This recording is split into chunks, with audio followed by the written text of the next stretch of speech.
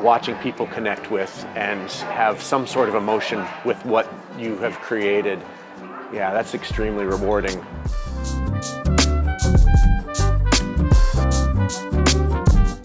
My name is Todd Paxton, and I sculpt in clay, and then I do paintings that are mixed media, basically, on steel.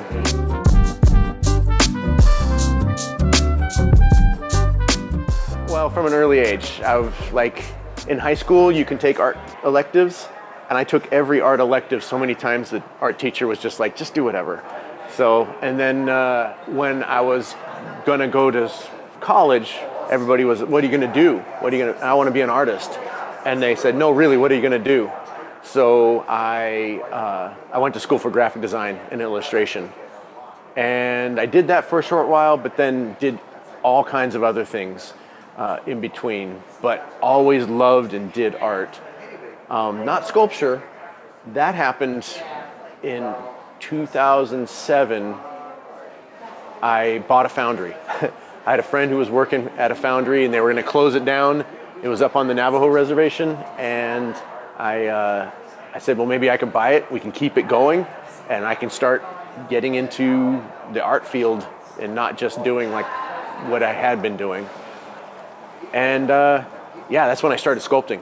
And the paintings, this style of painting on steel, I developed this technique here at the Celebration of Fine Art. It was the first place that I debuted it, and it went so well, and now we're 6 years in to doing paintings like this. And yeah, each year is a new discovery of different ways to do this. It's an atypical art form, I say, multimedia. I didn't start big, but I have found over the years that that's so attractive to me because part of the statement you make is affected by size. When I make a big, giant face, it's hard not to have a conversation with this guy from long distance away. When I make a big painting, its presence adds to the statement that I'm making. I don't do small paintings. Like a 3 foot by 4 foot painting is as small as I'll go, because smaller than that, I've done them, and it just starts losing its energy in the smaller size, and I don't love it as much. So I love going really big. It makes me super happy. And sculptures too. Yeah, I love it when it's 10 foot tall and you look up at it and go, whoa, that's very fun. I got into a studio and it was gonna have more space, wall space. I was just showing sculpture, and I realized I need something good on the walls. But I knew I didn't want to do what everybody's doing. I'm always trying to forge a new path. And I knew I wanted to do steel with patina-on-steel like I do on the bronze sculptures. The patina changes the metals and can do some really neat things. I thought I would do abstract because I would just let the patinas do what they were going to do and it would look cool.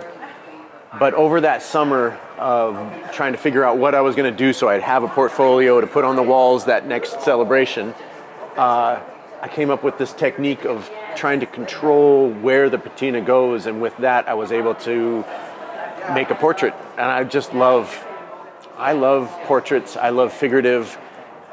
That's what I connect with most, and being able to control it just enough so that it was able to do its special things that patina does, the chemical reactions that happen, while at the same time controlling it so that it becomes a recognizable figure that you connect with.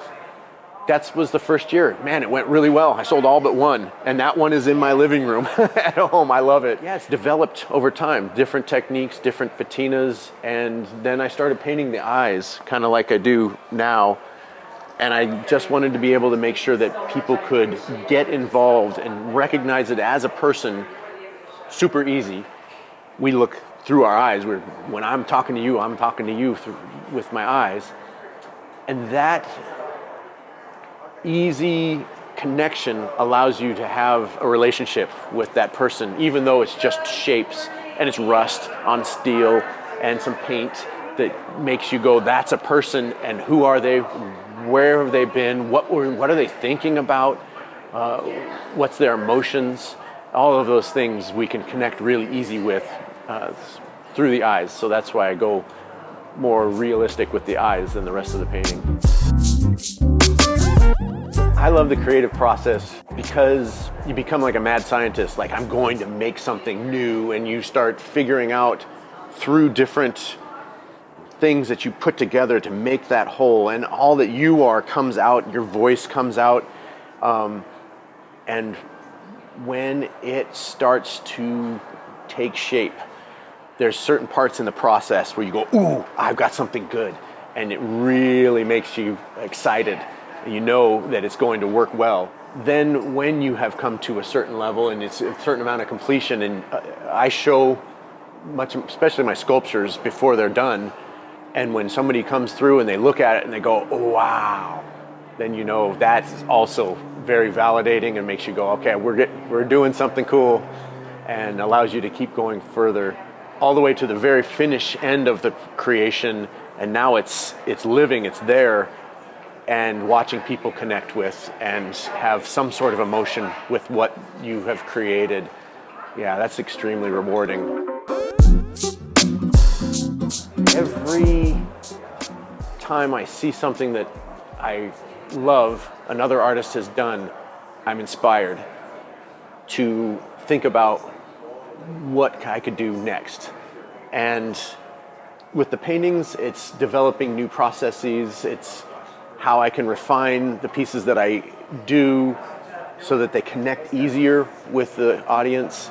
My pieces are big and they're bold, and that's not always what people want. So I'm trying to figure out how can I balance the things that I love with what people will identify with and really love too. For the sculpture, it's always learning anatomy, portraiture,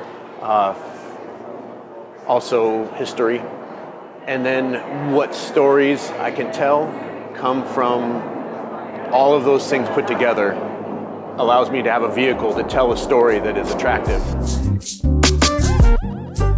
Every time someone goes, wow, that makes me feel good. That's very rewarding because you've done something that makes them have a visceral reaction to it. But there was one time, it was in the gallery in Santa Fe, and I have an 8.5 foot tall monumental sculpture in the gallery. So he looked big, and he was a very imposing, just mean looking warrior guy.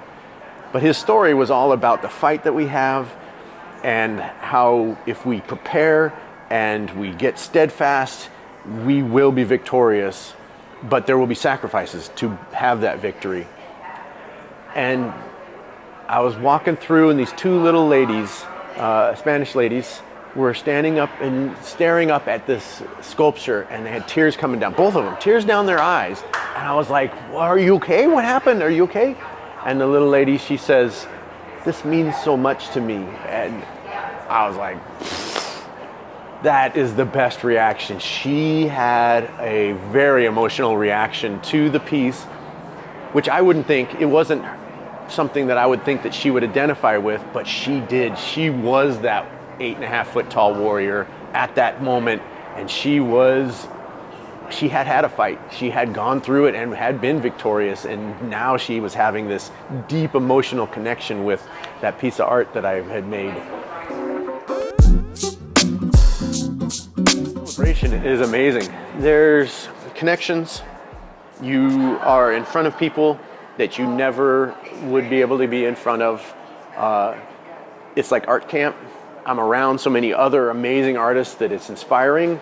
I get to have really awesome conversations about creativity and creating and what's cool, what makes you happy with creating. Those type of conversations happen a lot here. And the collectors that roll through, people who see the art, when they ask questions about why I've created, and really wonderful questions. It's so fun to talk about art with people.